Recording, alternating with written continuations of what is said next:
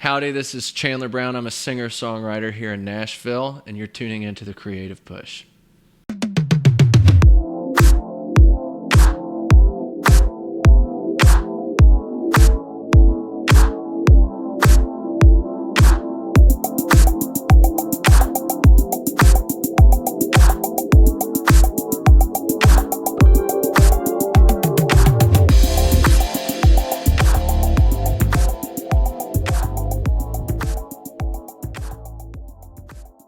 Today on The Creative Push, we have Chandler Brown.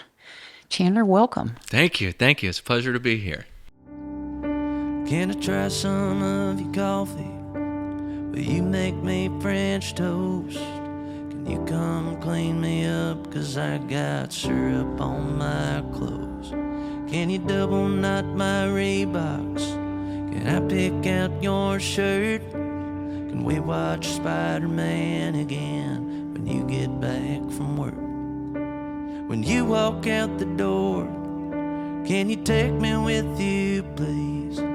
I promise I'll be good. Do you really gotta leave? Stay at home, Dad. You toss me the baseball and I'll throw it back.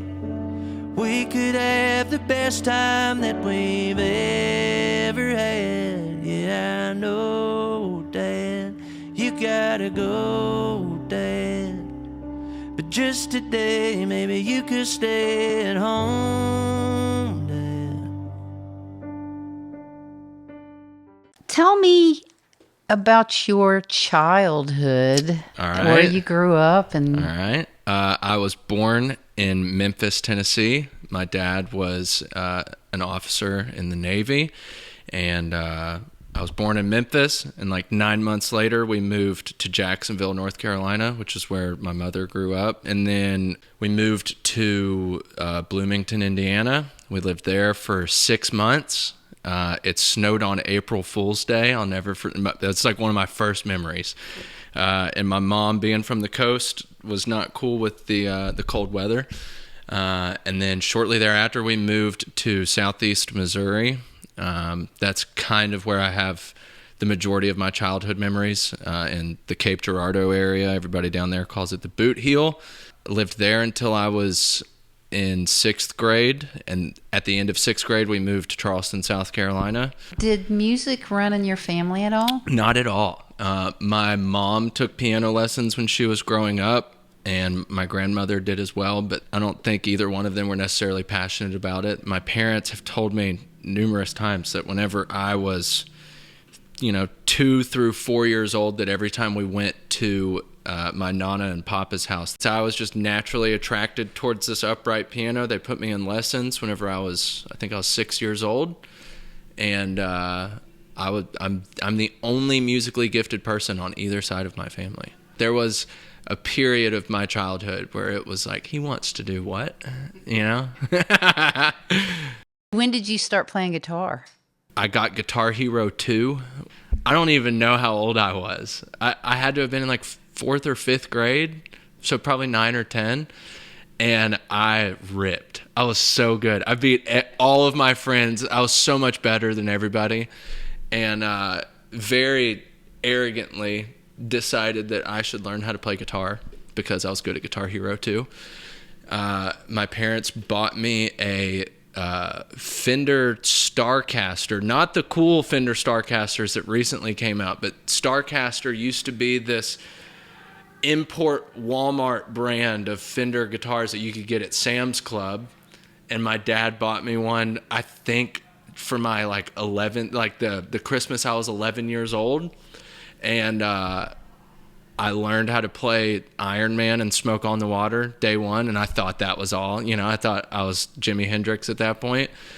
But I didn't really get into it until in 7th grade. I met the first kid I'd ever met that also was good at music naturally. My whole life up until that point, I was the weird one that played piano and was learning how to play guitar. And then in 7th grade, we had just moved to Charleston. I met this kid named Christian Widenhouse on my first day of school, And I told him I played piano and guitar and that I was a singer. And he said he played guitar and that he sang. And he was so much better than me at guitar. And we started a band together. And he told me that I would never be as good of a guitar player as him. And I took that as a challenge. And 18 years later, I can confidently say I'm a better guitar player than Christian Widenhouse. From high school, you went to college. And Correct. What made you choose Tennessee to go to college? I moved here in March of 2015, kind of on a whim, like very impulsively. I flipped a coin to decide if I was going to move to Nashville or Atlanta. I just knew I wanted to get out of Charleston. Very quickly ran out of the money that I had saved up whenever I moved here, and decided I should go to college. So I applied to MTSU. I started at MTSU in August of 2015, and I graduated with a songwriting degree in December of 2019. I went to this private high school in Charleston, and I didn't really know anybody at this school, and I kind of had this gift of moving around all the time. I felt like I was able to be a new person at every school I went to, if that makes sense. It was like, who am I going to be this school year? And at my high school, at freshman orientation, I realized that I was the only musician. Like, nobody else played music. So I really stepped into that role, and I was like, I write songs and I sing and I play guitar. I played sports too, but I was mainly the music guy.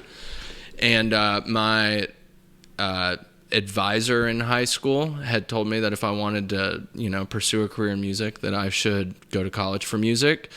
And they told me about Belmont. And I wanted to go to Belmont really bad. Financially, things were kind of rough for my family, and I knew Belmont was really expensive, and I didn't want to take out a mortgage and student loan debts. I knew at that age that that's not what I wanted to do. So I found out about MTSU as the Belmont alternative, and because in the state of South Carolina there's no recording industry colleges, I guess because it borders the state of Tennessee, or it's something like geographically, the state of Tennessee will honor in-state tuition for South Carolina residents if you study recording industry, because there's no colleges in the state of South Carolina that offer that program. So I found out I was able to go to MTSU for $5,000 a year, so something super cheap. Technically, my degree is a Bachelor of Science in Recording Industry Management, commercial songwriting. So the recording industry management program, there's music business, audio production, and commercial songwriting. I initially enrolled for the audio production program, and just because I made demos whenever I was growing up, and I thought it was cool. I wanted to do studio stuff. And then kind of got recruited by Odie Blackman, who's the head of the songwriting program. Once he had heard some of my songs, he kind of was like, you should be a songwriting student instead of a production student. What is one thing that you wish you had known when you got started? Whenever I was 14 years old, this would have been 2009, 2010. This was the beginning of bro country, like Luke Bryan and FGL. And by the time I was a freshman in high school, I had kind of become a snob of a musician, as far as I hated everything that was commercial. I just I didn't think it was cool. And in retrospect, all these years later, I wish I would have studied more from that perspective, instead of being ignorant and saying that Florida Georgia Line, for instance, wasn't cool just because everybody liked it. I think I could have learned something from it, because now I listen to it and that's not the kind of music I make at all, but it's so well crafted, and it's just the art of songwriting in my mind from a commercial point of view. It did it so well. It made country music cool. And it took me until FGL wasn't a band. I'm just using them as an example, but it took me until that movement was no longer and that wasn't a thing to be damn, that was actually kind of cool. Your music blends an element of country, Americana, and what you call Yallternative. Correct. So tell us a little bit about what that means. All right, so I coined that term at 14 years old. For all the kids on TikTok that think they've just now invented that word, it's been a word in my lexicon for 15 years. All right, not to date myself here. So I just growing up in the South and with, you know, my dad's from Kentucky, my mom's from North Carolina. Country music was a huge part of my life growing up, and it was kind of like the fabric of the idea of music for the longest time was just country songs to me. And then back to Guitar Hero 2, it like really opened my eyes to this other world of music that I'd never been exposed to.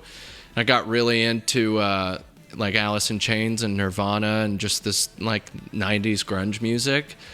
And I felt this like thread, specifically with bands like Alice in Chains, where like, and even still to this day, it really like connects with working class people. I don't know, I think it's the emotion and like just it feels real, right? In the same sense that country music feels real. There's this common thread of like American storytelling involved in subgenres of rock music that feel very country in nature to me. And I got really into like what we would coin alternative country around this time, like Ryan Adams and the Cardinals and Wilco and just all these other, you know, kind of hipster country bands. And I was like, there's a way to combine this, because all these guys, like, I know they're not listening to just country music all the time. They're inspired by so much. And it's like, I kind of realized that country is more in the delivery and in the framework than it is necessary, in my mind, than it is necessarily in the instrumentation, right? It's like, I can sing an Alice in Chains song tonight and I can make it sound country, right? And I called it Yallternative. I was like, that's kind of what I do. And I'm not afraid to say fuck. I'm not afraid to, I don't know. That's not like commercially viable for country music, but in the alternative rock space, that it's a thing. And, you know, in high school, I played in all these garage bands that we were covering the Strokes and Kings of Leon and the Killers, and not country bands, but we were all country kids, and it had this twang, and I've always played a Telecaster. So it's like, man, I mean, if you play a Nirvana, if you played Come As You Are on a Telecaster, it's going to sound a little jangly and a little country, you know what I mean? And I guess that's really working class music. Yeah, 100%. I mean, it's like, just, it's music for real people, right, in my mind. Right. It's not this like fabrication of like, yeah, sometimes there's like you're partying and you're drinking songs, don't get me wrong, but it's like, I like life songs. And I feel like those two worlds, if you drew a Venn diagram, life is right in the middle of that Venn diagram, you know?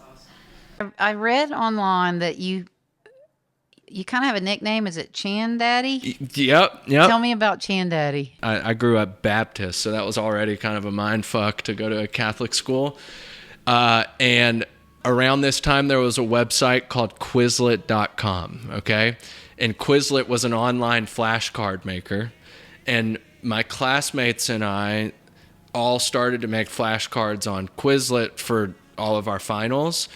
And this was around the time of like the iPhone 4, all right? So like the smartphone in your pocket was a thing at this point, and there was a Quizlet app, and it would show you your flashcards. And if you were real slick, you could cheat on your whole test on the Quizlet app like this, right? And just find the answers through the flashcards. And some of our teachers caught on to everybody using Quizlet. They started to look up kids' names on Quizlet, because if you type in Chandler Brown, you know, you can see like, oh, you know, whatever the name of the class was, this teacher, you can find the fucking answers to everything. So I jokingly changed my name to ChanDaddy69, because I was like, nobody's ever going to look up ChanDaddy69 and find my Quizlet account. And it just became my online handle for everything from like Xbox Live to anytime I needed a username, it was never taken. And when I started playing cover gigs on Broadway, like right after COVID, and I made the business name ChanDaddy69, because I was like, everybody is first name, last name, music, right? Chandler Brown music, but that's not memorable. And I don't have an MBA, but I was like, I bet ChanDaddy69 is the most marketable name ever for a Broadway guy. So far in your career, is there anything that you could call, what would be your biggest failure? My biggest failure would have been not taking the plunge sooner. personally speaking. But flip side of that coin, it happened for a reason. But I'd been here long enough, and I was still working day jobs. I had a college degree in songwriting that I wasn't using. I was scared. Like, I got married young. I had kids young. I'm still young, but I waited until I was like 26 years old to be like, I'm going to play music full time. And I moved here whenever I was 19. And as soon as I made the decision to go full time, I had just overwhelming amounts of doors open. They say in Nashville, your biggest ability is availability. And I made myself unavailable for way too long. But it did allow me to live a life and have a story to tell. So on the flip side, I'm very thankful for it. But I am envious when I meet these like 21-year-old kids. And I'm 29. It's not like I'm that far removed from them, but a part of me is jealous because I'm like, man, like that kid just went and did it. And like there was nothing holding me back from doing that except myself. It's also this like doubt that I had for way too long. Like I had so many almost careers outside of music. I studied for the LSAT at one point. I thought I was going to go to law school. I thought I was going to go into the Navy at one point in college. Like I almost did so many other things, and I think it was because I was afraid that I was going to fail if I was going to fall straight on my face if I did music like as my only thing. It took until my son was about 1 year. He had just turned 1, or he was about to turn 1 whenever I quit my day job. And having a young family that was depending on me definitely lit a fire under my ass and helped make it happen. I'm not going to discredit that. But I do wish I would have just tried it, you know? Yeah. And like not doubted myself. Can you tell us who some of your top influences are in the music? I grew up in the Mayer generation.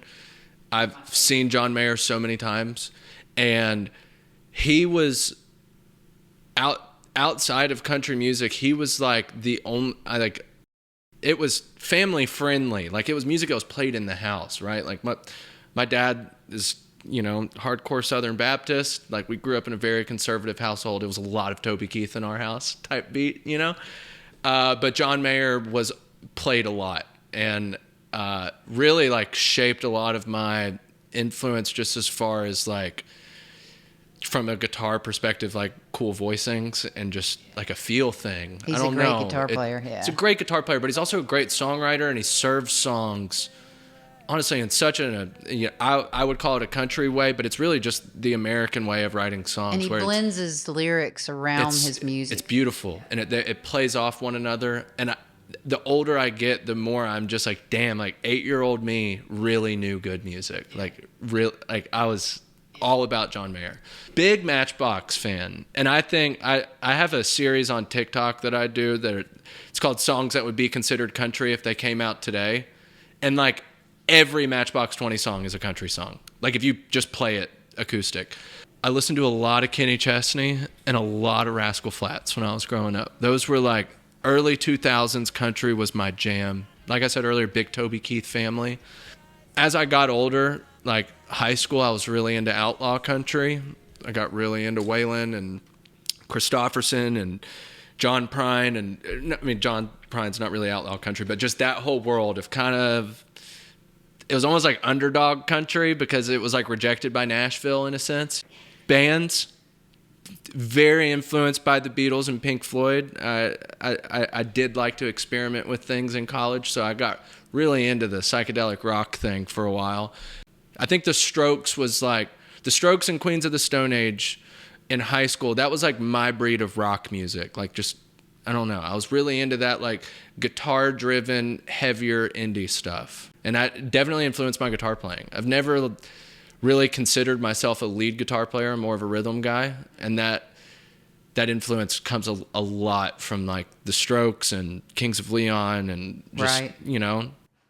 And I guess that becomes your technique, right? I mean, yeah, I mean, it's only natural just to mirror what you listen to all the time. You don't think of them as like songwriting bands, right? But like the vocals play a huge part in that sound.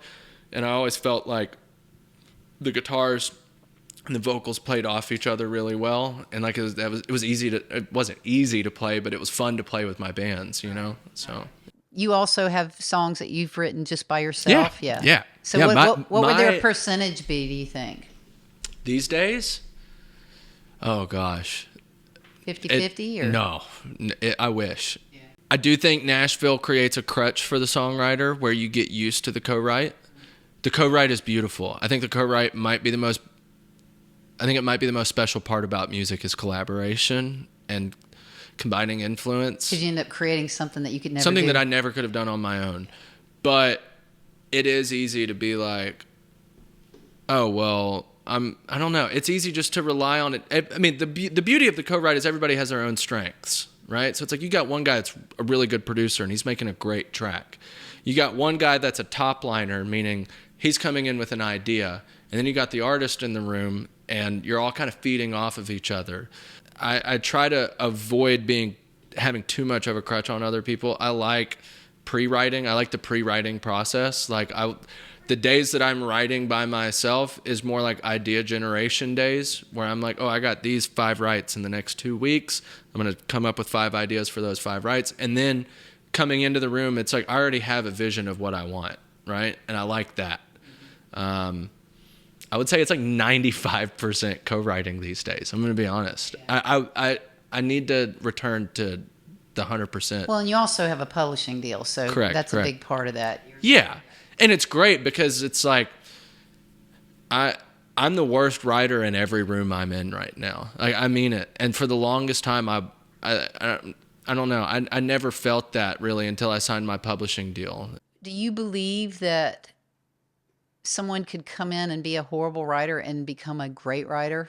Do you think that's something you can learn? Yeah. I mean, me, 2008 through 2020, I feel like, I mean, some people are naturally gifted at things. Like, I have a natural inclination towards music, but I've never been the most talented musician that I've known. And it was all grit. I was putting salt in my shoes, so to speak. Like I was really worked hard to develop the craft. Do you enjoy playing guitar or an instrument more than songwriting, or is it pretty equal for you? I enjoy singing more than anything. And that's something I've only discovered in the last 3 years. I was probably 19 or 20 when I really fell into my voice the way it is dynamically. And up until then, I was always a musician first and a singer second, I felt like, mentally, right? So I would tell people I was a piano player or a guitar player. I played bass in a couple bands. I would tell people I was an instrumentalist more than anything. And now I've really realized that I like singing. That's my favorite. And I like writing. I mean, not more than writing, but it goes hand in hand. Part of writing a great song is if you know how to sing. Like, it's way more fun. Does the singing also, is it partly you like being on stage? Do you like that performance? I love being the center of attention. Yeah, the performance part of it. Yes, only in that regard. I'm very, inwardly, I'm a very anxious person, just naturally. But from the time I was a kid, it was like I was able to step on a stage and all of that disappeared. Mm-hmm. And naturally, it was like a Pavlov's dog thing, where it was like, oh, for some reason I'm anxious all the time, but then I don't have stage fright. Right. And I know everybody has stage fright, but I don't get it. I get hype when I go on stage. And then the people are eating it up and clapping, and it's positive reinforcement. And I don't know. I like being able to showcase the talents that God gave me. And at the end of the day, at this point in my life, I'm significantly more talented vocally than anything else, and I enjoy showcasing that. What does creativity mean to you? Literally every facet of my life is creative. I'm severely ADHD, and I have been my whole life. And my hyperactivity is hypercreativity. When I was a kid, if I wasn't playing an instrument or trying to learn how to write songs, I was coloring and drawing and painting. And then I started skateboarding whenever I was like 10, and that is very creative sport. And then I got really into making videos, and that was it's literally every aspect of my life is creativity. So It's a blessing and a curse, to be honest with you, because it's like my wife and I will be fighting about something, and she'll have a turn of phrase that I'm like, "Go, hold that thought. That's a song," and I write it. It's like half of my brain is only online creatively. It's like every other. I don't know. Is your wife creative as well? Not at all. Not at all. Not at all. By design. Okay. All right. And Yeah. what about, how old are your kids? I have a 4-year-old and a 1-year-old. Oh, wow. Yeah. You got a lot of work at home. Yes, we do a lot. That's great. But my parents' dynamic, whenever I was growing up, my dad is very analytical and logical, and my mother is extremely creative. Like, me saying I'm creative is nothing compared to the amount of creativity my mother has. In what way is she creative? Like visual mediums. Okay. Like she's a fantastic artist. Like she's ambidextrous, and she can just do anything that she can picture in her head. She can bring it to life, on whether it's on paper with pen or if it's a massive mural that she's painting. She's a very talented woodworker. I don't know. My mom really fostered my creativity in that sense. Once we put me in piano lessons and I really got into it, I feel very fortunate with the way that it was fostered. It was. Is there any one thing that motivates you to be creative, or is it just the things No, around you? it is like entirely compulsive. There's no.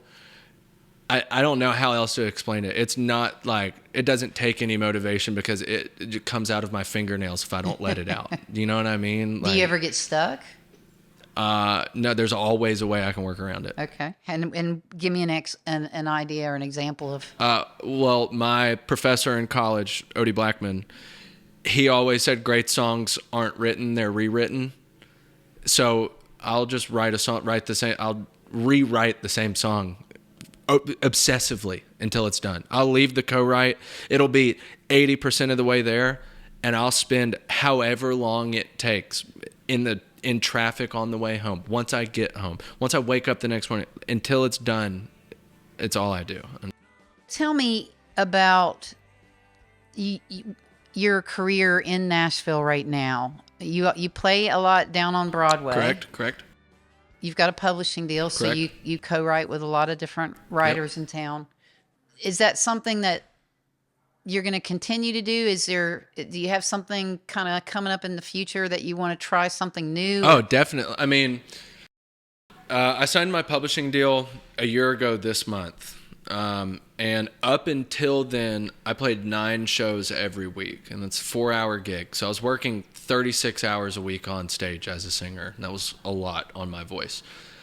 When I signed my publishing deal, my 1-year-old had just been born, and for a while there, it was, writing 3-4 times a week and playing 9 gigs a week. It was a lot of work. I cut my calendar down to like 4 or 5 gigs a week once I initially signed, and then in the time since, I've dropped it down to only Friday, Saturday, Sunday. Kind of just like slowly trying to wean it off. But with 2 young kids at the house, and my wife doesn't work full time, it's a nice, especially this time of year, like playing Friday, Saturday, Sunday. It's a nice little, extra bit of money. I did just sign with a booking agent. I hired CAA, so ideally, come 2026, I'm going to be hitting the road and only playing my music. But I've played cover gigs since I was like 14 years old, and I have a lot of fun doing it. It's fun if, I don't know. It beats working a factory job like I did for a long time. Like, you know what I mean? And I don't think if I didn't have that perspective, I don't know if I would like it as much. But it's the fact that I've done the alternative, and it's like I'm playing music for people and getting paid fairly. And is there anything you'd like to learn that you haven't learned yet? Yeah, just about everything. As a creative, that's the right answer. Yes. Yeah. I'm an obsessive learner, self-taught everything, and I'm very fortunate though that I get to work with literally some of the best producers in the world on like a weekly basis. And it's become a crutch in a sense where it's like, why do I need to know how to make a demo if I'm working with Devin Dawson and Jacob Durrett and all these people because they're so fast with it. Yeah. And that's what I want to, I really want to learn a better workflow. I want to learn how to be that guy. But I have my whole life. I'm not in any rush necessarily to learn how to do it right now. And like, maybe one day it'd be cool to produce my own record. But at the same time, I don't know. I think there's a point of diminishing returns with that because I'm such a perfectionist, and it's nice to have another set of ears on something, another set of inspiration. I don't know if I'd trust myself to drive the production bus entirely by myself. And maybe when I'm 45, I'll knock that out. But tell me how you market yourself as an artist. Kind of poorly. I'm figuring all of this out because for the longest time, I didn't have any music out. So I just put out my first song in April. I was 29 when I released my first single. And like, I've had bands that put music out in the past, but nothing like I'm trying to do right now. And, I have a lot to learn as far as like making content and pushing content. For the longest time, I didn't have music out, so every piece of content I posted was unique, and I would write a cool song and I'd post one video of it, and that satisfied it for me. That like satisfied the itch. And now I'm having to learn, like, I put a song out. Okay, I got to put 30 pieces of content out for this song this week across all platforms, and it's very. It gives me a lot of anxiety, if I'm being honest, because it's like I don't want to piss the people off that are currently following me by spamming the same things over and over again. And I want to maintain like the kind of lifestyle, if you want to call it, content that I like to post. I like to post stuff of my family. I spend a lot of time with my family. I'm very fortunate, and like I kind of treat social media as like my online journal in a sense. So I'm figuring out how to market. I'm figuring out how to not piss people off and how to reach way more people. It's very hard. I love making videos. I love taking pictures, but it's hard. Yeah. It's weird, time consuming too. It's more time consuming than any other part of music. I swear. And like, especially I shoot all my own content. I color grade everything myself. It's like, shit, man, for me to make a 30-second Instagram reel is going to be 3 hours on the back end. You know, and nobody sees that except my sweet wife. I love you, babe. What advice can you offer someone starting out on their own creative path? Just do it. Don't have a plan B. And that sounds so bad. You never know until you try. It's like anytime someone asks me what it's like having kids, I'm like, well, just get somebody pregnant and you'll find out. Really quick. It's an experiential learning curve. Yeah. Thank you so much for listening. As always, my intention is to offer you inspiration that excites you to want to get out there and create something amazing. Be sure to check out some of the other episodes, and if you like what you've heard, please help spread the word. Give this a thumbs up, subscribe, follow, and share with others. There's more information in the show notes, including links to other great stories, tips, and resources. Drop me a message or comment at any time, and I hope you will sign up to be a part of this creative tribe.